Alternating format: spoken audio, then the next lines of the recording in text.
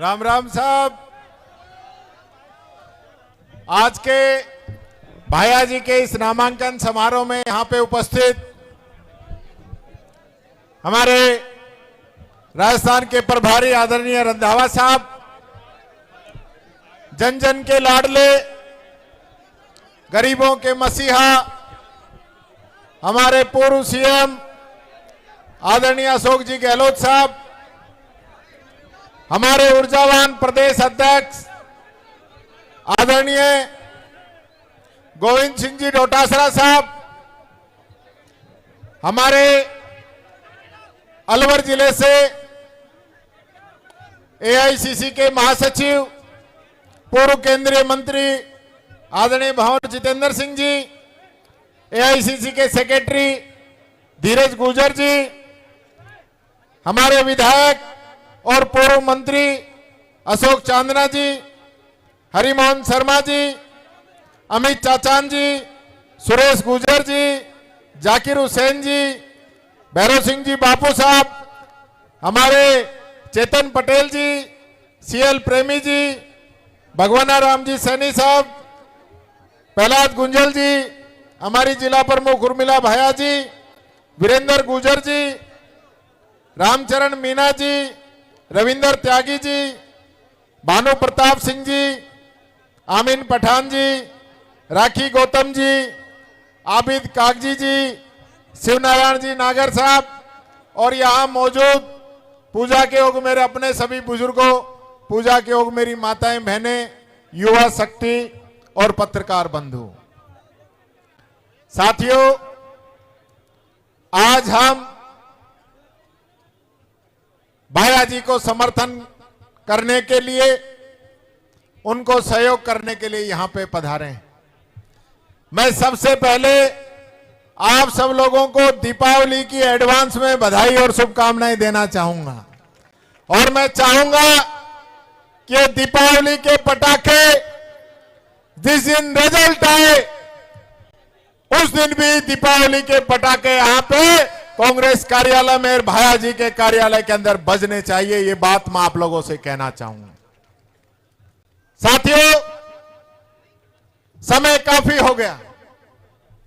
मेरे बाद में आदरणीय गहलोत साहब, डोटासरा जी, रंधावा जी अपनी बात रखेंगे। हम सरकार किस लिए चुनते हैं? हम सरकार इसलिए चुनते हैं कि सरकार हमारा ध्यान रखे, आम आवाम की, गरीब की बात सुने। लेकिन आज जो हालात राजस्थान के अंदर हैं वो किसी से छुपे हुए नहीं है। आज पूरे राजस्थान के अंदर हाहाकार मचा हुआ है, हाहाकार। लोग कहीं भी सुरक्षित नहीं है। हॉस्पिटल के अंदर इलाज कराने जाते हैं तो वहां से लाश के रूप में वापस आते हैं। बस के अंदर सफर करने जाते हैं, वो लोगों का अंतिम सफर बन जाता है। कल जैसलमेर के अंदर जो बस का हादसा हुआ है, 21 लोगों की मौत हुई है। मेरे से पूर्व वक्ता 20 की कह रहे थे, 21 लोगों की मौत हो चुकी है और 15-20 लोग अत्यधिक रूप से घायल हैं। ये स्थिति राजस्थान के अंदर बन रही है। यानी कि जो बसें हैं उनका बीमा नहीं, उनकी फिटनेस नहीं और पटाखे और ढो रहे हैं। तो ये जिम्मेदारी किसकी है? इन लोगों की है। ये सारे लोग भ्रष्टाचार करने में लगे हुए हैं और जो काम करना चाहिए वो काम नहीं कर रहे हैं। ये जवाब मांगने का मौका 5 साल में एक दिन मिलता है जब चुनाव आते हैं। और चुनाव के समय में कोई जाति की बात करता है, कोई धर्म की बात करता है और हमको बहका के हमारा वोट लूटने का काम ये लोग करते हैं। इस 5 साल में वोट डालने के अलावा दूसरा मौका नहीं आता जनता के पास और उस मौके को आप चूक गए तो उसका खामियाजा हमें भुगतना पड़ता है। आपने देखा होगा अभी यहां पे भाया जी चुनाव हार गए थे, भारतीय जनता पार्टी का शासन आ गया। मैं पूछता हूं, इन 2 सालों में क्या काम किया इन लोगों ने? कोई काम किया है तो बता दो। मुख्यमंत्री जी जयपुर में भाषण दे रहे हैं कि हमने 1.5 साल में वो काम कर दिया जो कांग्रेस 5 साल में नहीं कर पाई। ईमानदारी से पूछता हूं, बता दो, क्या इस बीजेपी की सरकार ने 1.5 साल नहीं 2 साल में भी कोई काम किया हो तो आप बता दीजिए। मुख्यमंत्री जी कोटा के अंदर आए और कोटा के अंदर मंच से क्या भाषण दे रहे थे?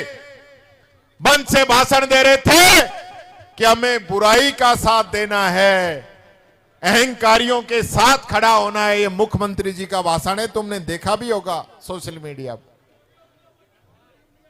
बोला था कि नहीं बोला था?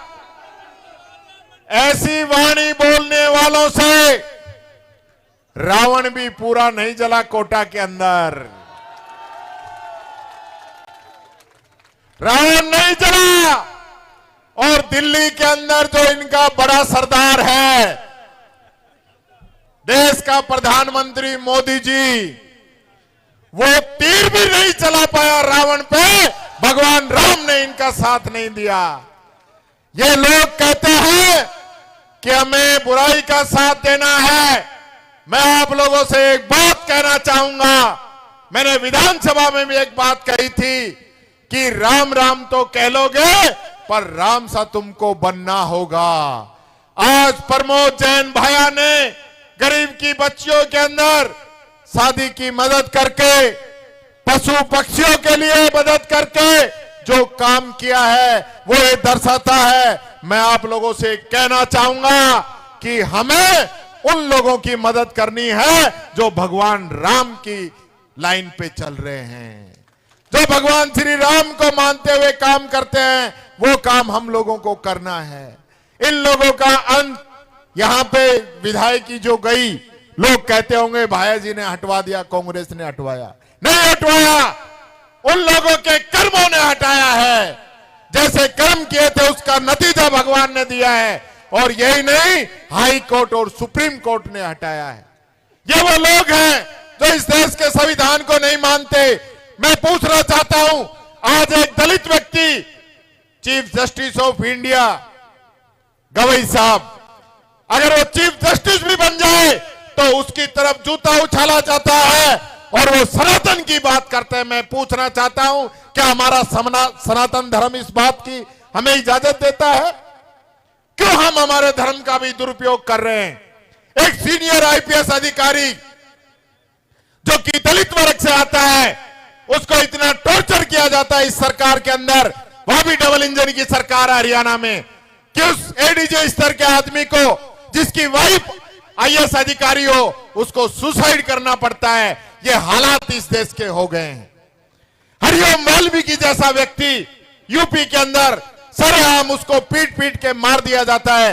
ये हालत हो गई इस देश की।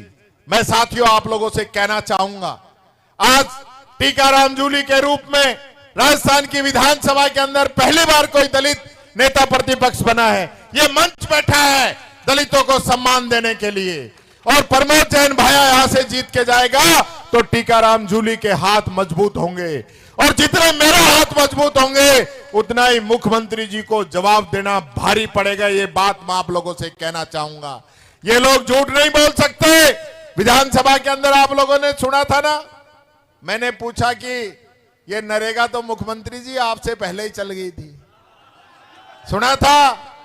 ये 12 में ही सबसे पहले शुरू हुई थी, और मुख्यमंत्री जी जब सरपंच ही नहीं थे। तो ये ऐसे लोग हैं जो झूठ बोलते हैं। अंग्रेज चले गए, फूट डालो राज करो की नीति अपनाकर यहां पे राज करके, और वो गोरे अंग्रेज थे। आज ये काले अंग्रेज हम पे शासन करने लग गए हैं। फूट डालते हैं हम लोगों के अंदर। अरे इतनी बड़ी बीजेपी की बात करने वाले ये लोग थे, तो जब विद्यालय गिरा उसके अंदर एससी और एसटी के गरीब बच्चे स्कूल के अंदर मर गए। मुख्यमंत्री जी के पास समय है मोदी दरबार के अंदर हाजिरी लगाने के लिए।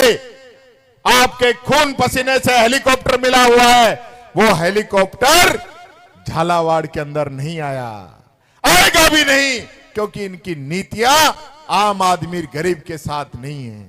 साथियों, ये मौका एक बार मिलता है 5 साल में, मैंने पहले भी कहा था। आज अगर इस चुनाव के अंदर इन लोगों का ताबीज कर दोगे तो ये सुधर जाएंगे, नहीं तो ये आपका गरीब का जो खाद्यान्न मिलता था अन्नपूर्णा किट, वो ठेला बंद करेंगे। आपको जो पेंशन मिलती थी वो पेंशन बंद करेंगे। युवाओं का बेरोजगारी भत्ता ये लोग बंद करेंगे। ये आपका इलाज बंद करेंगे।